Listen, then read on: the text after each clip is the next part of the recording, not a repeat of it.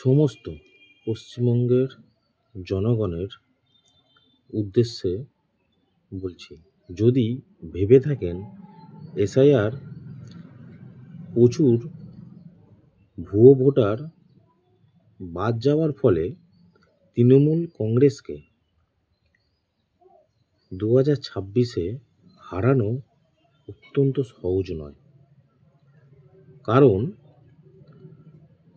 তাহলে আপনি ভুল করছেন, এরও একটা ব্যাখ্যা আছে। তার কারণ মনে রাখবেন, এদের ছলের অভাব হয় না।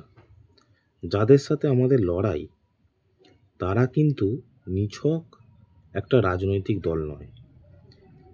এটা ভাবলে আবার ভুল করবেন আপনারা। তারা হচ্ছে একটা বড় কোম্পানি। এই পশ্চিমবঙ্গে প্রত্যেকটা অলিতে গলিতে, আনাচে কানাচে যারা তোলাবাজ, গুন্ডা, সিন্ডিকেট, মস্তান, ধর্ষণকারী সকলেই কিন্তু এই কোম্পানির সাথে জড়িত। এই কোম্পানির সাথে যুক্ত থাকার একটাই শর্ত, এখান থেকে তারা প্রচুর ইনকাম করবে। তাই এই লড়াই সহজ নয়। এই লড়াই অত্যন্ত কঠিন অবশ্যই। কারণ এই কঠিন আমি কেন বলছি আপনারা অবশ্যই সেটা মিলিয়ে দেখবেন। এই কঠিন লড়াইতে লড়তে গেলে সকলের এক হয়ে লড়াইটা লড়তে হবে।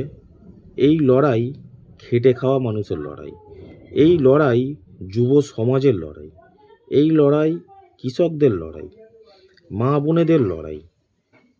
এই লড়াই শুধু আমার আপনার একার লড়াই নয়, এই লড়াই প্রতিটা মানুষের লড়াই।